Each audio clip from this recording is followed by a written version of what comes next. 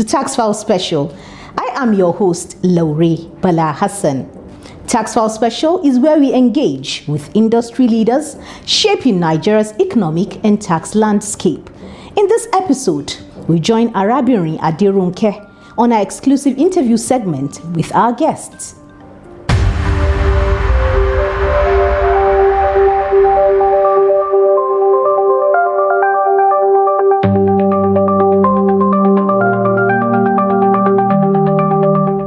And now, the news.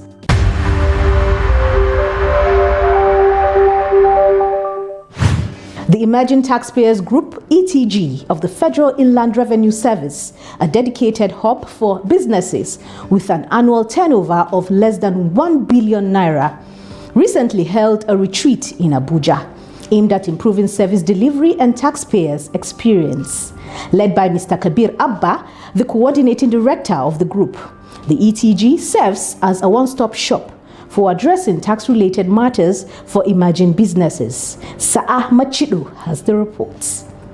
Mr. Abba, who also represented the executive chairman of the Federal Inland Revenue Service, FIRS, on the council of the CITN, brings over 25 years of public sector experience to this vital initiative. The retreat themed Emerging Taxpayers, Harnessing Technology and Innovation for Tax Compliance, focused on leveraging modern tools and data-driven solutions to enhance tax compliance and stakeholders' collaboration. Discussion centered around strategic priorities for 2025 with an emphasis on innovation and engagement.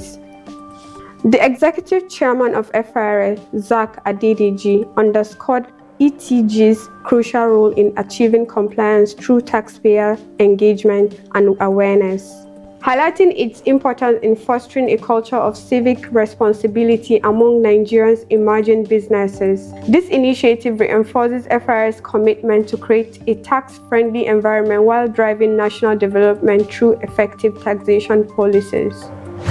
Recently, the British High Commissioner to Nigeria, Richard Montgomery, paid an official working visit to the chairman of the Federal Inland Revenue Service, FIRS, Zak Adedeji, at the Revenue House in Abuja. The meeting underscored the growing partnership between the two nations and their mutual commitment to fostering economic growth and development. And the Federal Inland Revenue Service has reaffirmed its commitment to supporting the Niger State government in revitalizing the local economy through innovative agricultural initiatives. The pledge was made by the executive chairman of FIRS, Zak Adedeji, during a press briefing after a closed-door meeting with Niger State Governor Mohammed Umar Bago at the FIRS office in Abuja. Husseina Ibrahim has the reports. Adedeji commended Governor Bago, referring to him as a pillar of the economy, for his transformative agricultural policies aimed at ensuring food security and fostering industrial growth. He emphasized the FIRS readiness to collaborate in advancing these vital economic initiatives.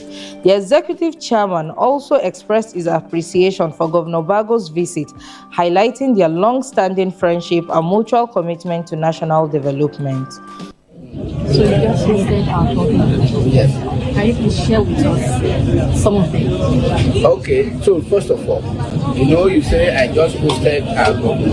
I just posted my own. So we've been together before the political matter, before I become the chairman and before this company. So we just come to congratulate. But apart from that, as you know, that the results that we have in Revenue House is as a result of what the economic situation is in the country. And as you see, everybody crossing in as farmers. So he is pillar of our economic foundation, because if we have food security, we can have industrial revolution. So it's one of the pillars, and then we compare it how we can be useful to wonderful thing he's doing in Niger State, as governor, as one of the pillars of the federation, one. Two, as one of the pillars of those that want to revitalize this economy. So we've had wonderful conversation, and this is just the beginning. We have a long list of what we continue to do, and we also appreciate you for the support. Governor Mohammed Umar Bago, a passionate advocate for agriculture and development, explained that his visit was not only to congratulate Adedeji on his recent appointment as FIRS chairman, but also to explore collaborative opportunities. Among the key discussions was the potential implementation of a tax holiday for farmers, a strategic move aimed at boosting food production and accelerating agricultural growth in Nigeria. This collaboration between FIRS and Niger State underscores the shared goal of leveraging agriculture as a catalyst for industrial revolution and sustainable economic progress. And that's a wrap on the news.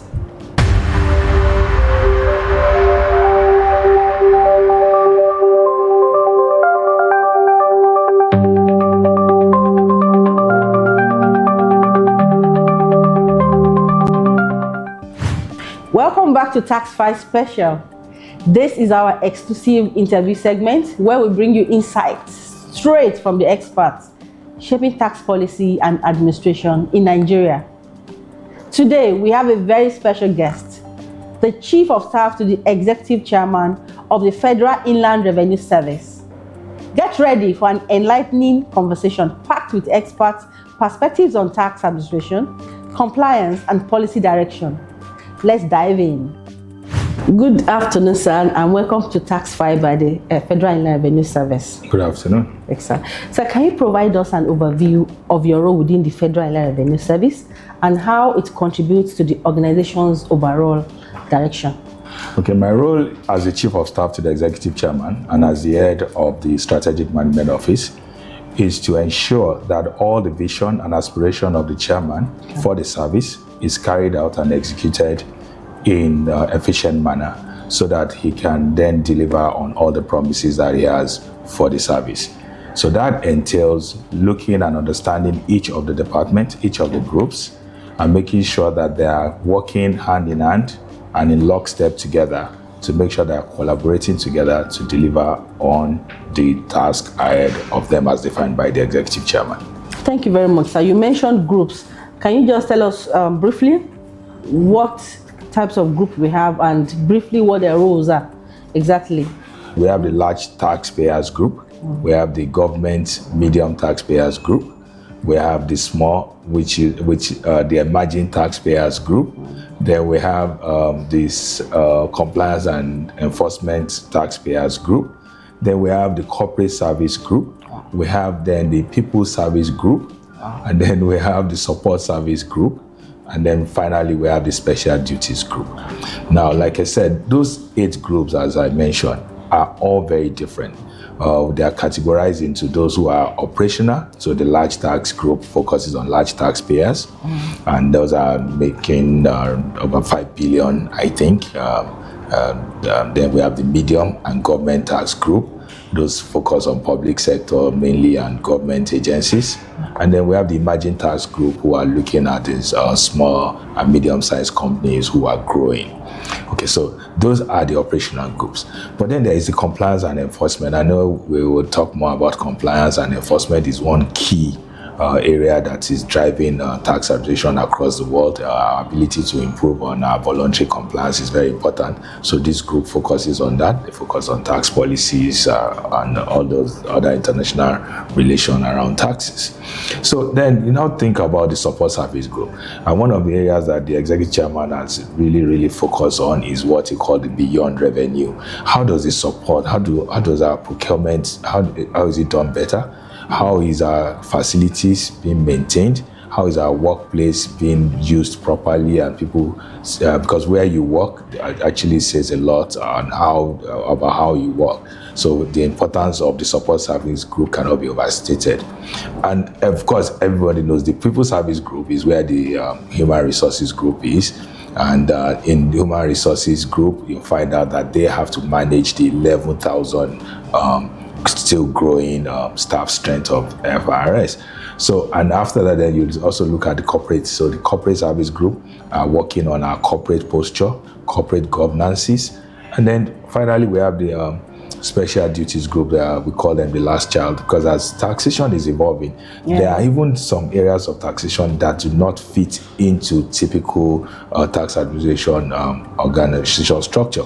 So the special taxpayers group special duty is focused on those areas. Initiative like the new tax reform bill, the pension act, so many things that the special tax group is focusing on. So those are those 8. So because of the diversity of and their focus, we then have to make sure they all still work together, because ultimately all these are to work together to deliver on the target as set to us by the government. Looking at this, it's obvious you have a large team of people that work with you. So which takes me to the next question. How do you now work together with these groups to achieve FRS's revenue targets, and also for optimal direction of the organization? Well, so one of the peculiarity of the role of a chief of staff, I think, is what I call the jack of all, the master of none. So the ability to make sure that each of these groups are how large they are, that you know enough about them, and you know about what they are supposed to be doing and what their expectations are or deliverables are, and then you're able to nudge them on behalf of the executive chairman and on behalf of the service. So the way I've done it is I've created an open door policy, again, like I said, and I've also made sure that there is no island around the chairman. Everybody gets access to the chairman, they understand his vision, and that vision is trickling down to everybody. Getting all the people to work together has been the most important part of my job. And I think so far so good. We made our target for last year. We have a new target for this year of 25.2 trillion, and we're on the way to achieving that. People management is something that is, it has to be a gift, I think. So how have you been able to manage your team? Because as it is, FRS has over 11,000 staff. So how have you been able to cope managing people? Well, so my past experience in corporate world and public service have always tell me something. Human beings are diverse. The diversity of all of us. Some are thin-skinned, some are thin-skinned. Some people are sensitive. Some people are not sensitive at all. So the ability to understand that people are different, and that FRS with our 11,000 group, I call it workforce. I call it a mini Nigeria. So you can understand that FRS have a representation of every part of our country, and that creates the opportunity for us to come together and work together. And you find out that people just want to be, I think, want people to hear them. Yeah. So once you create an opportunity for people that they can express their grievances, and they can, we have a methodology in place that those grievances can be addressed, and we create as much of transparency as possible, and what the chairman used to term open management, so that everybody is open to understand what is expected of them. And that's why one of the major areas that we've been focusing on is collaboration. And collaboration, when everybody knows that it is one service, it is one target, it is one country we have, and in these challenging times where the revenue is very important to our government to deliver on their promises. So once everybody is aligned, it's making my life easier. All right, well done, sir. That is quite inspirational. I also picked from what you just said. So I will probably, of course, I also, apply it to my own day-to-day role. Good. So it trickles down and it goes up. Yes, sir. So with voluntary compliance being a focal part of FRS, what initiatives have you been able to introduce to the office to foster taxpayer engagement and adherence to tax laws? You know, compliance is key, actually. All right, so that's a very important and interesting question. So globally, compliance is where every tax administration is pulling to. And what we find out is you can audit people, you can chase people around, but once we can get enough of taxpayers to work and to make sure they are complying with the tax rules and they are filing their taxes on time and accurately, that is where the future is. So in order to achieve that, one of the most primary important thing is simplification of taxes. The ability for it not to be intimidating. That I always say, paying taxes or tax itself is hard to pay. So paying it we shouldn't make it harder. So we want a situation where there is a lot more simplification, multi-channel of payment. That is one of the areas that we've been deepening our competency in and availing our taxpayers multi-channels to pay. We're also looking at, again, talking about voluntary compliance. We're looking at tax education, understanding what is expected of you from legally and from a regulatory perspective as a citizen of a country or as a business entity within a country. And again, looking at compliance, it's very important that people know that it is transparent, that everybody is paying.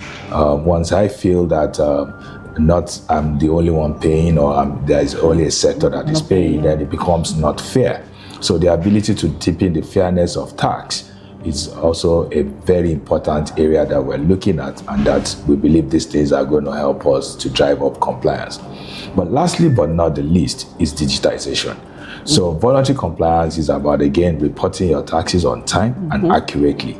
Now, what most advanced tax administrations in the world, of which we're aspiring to become one of them, as you see from our vision statement, is that we want to know, even before you tell us, what your tax liabilities or status will be.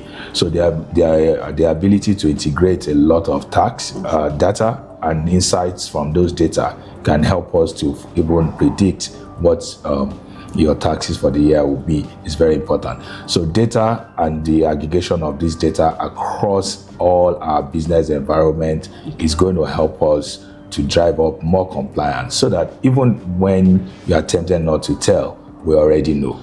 So and you find out that, so because we already know, there's no reason for you not to tell, not to file on time, because we'll know exactly what is going on. Thank you so much for that explanation. Can you tell us more about this electronic invoices? It sounds quite interesting.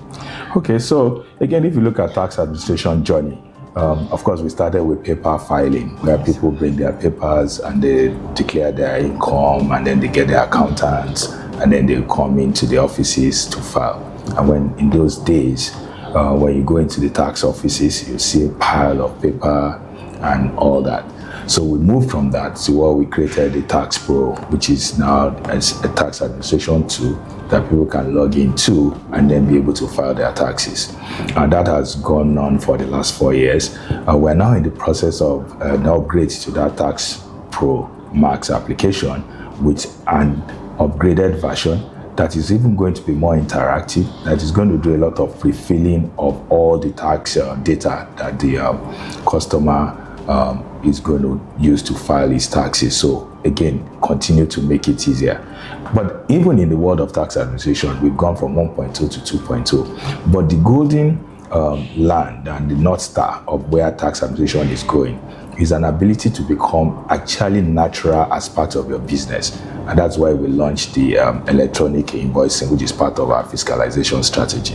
And that is actually going to be where large taxpayers, medium taxpayers will be able to, as part of integration into their accounting solutions, into all the other softwares that they use, electronic resource planning solutions, will be able to integrate it where they will not even have to do much more. The data that they need to file their taxes will already be within the system. And then so 90% of what they need will already, or than what they need to file the taxes and what we need to complete our assessment will all be integrated together and make life easy for everybody.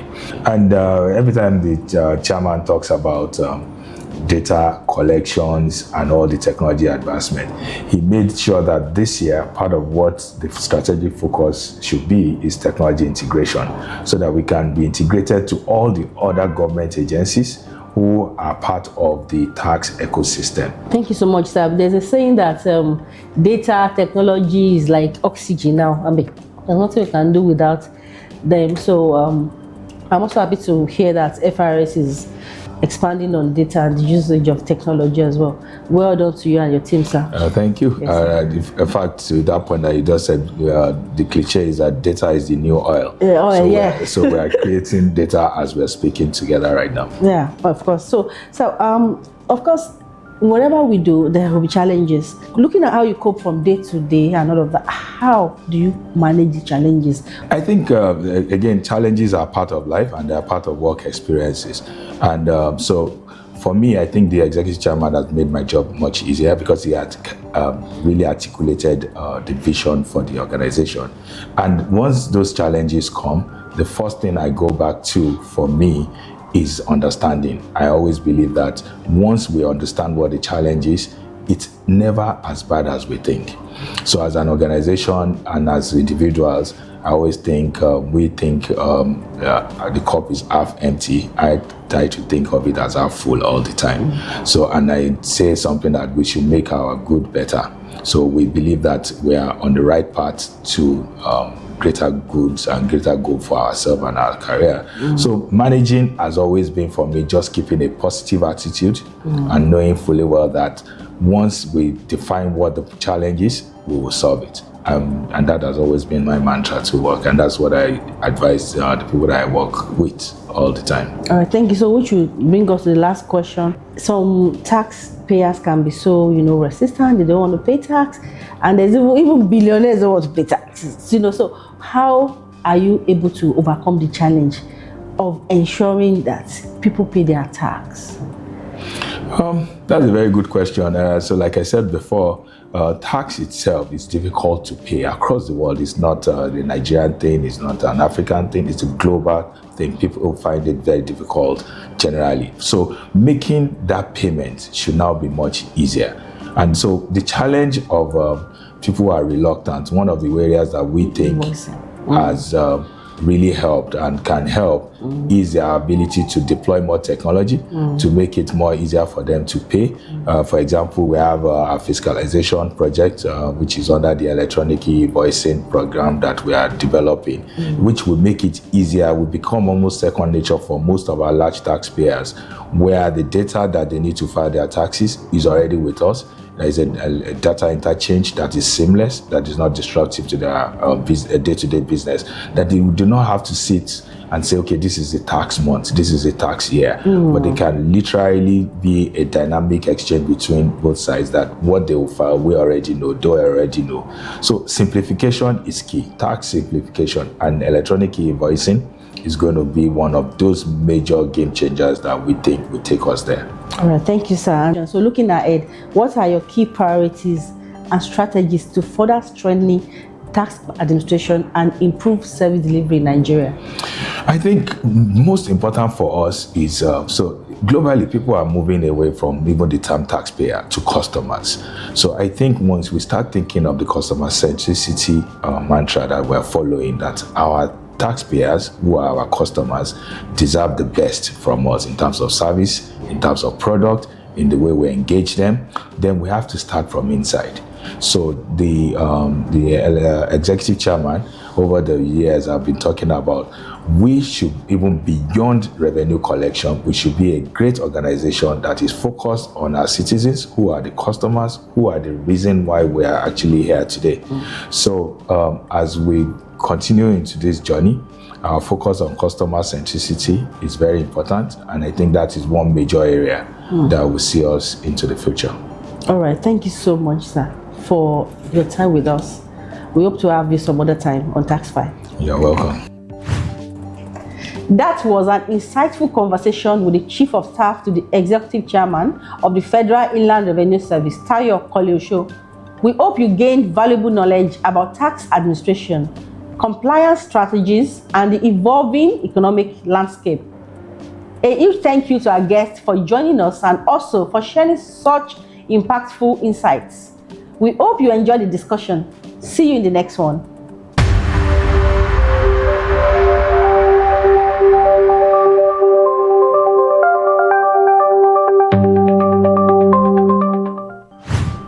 And that's a wrap on this special edition of Tax File. Thank you for your time. Until next time, I am Laure Bala Hassan, FIRS, simplifying tax, maximizing revenue.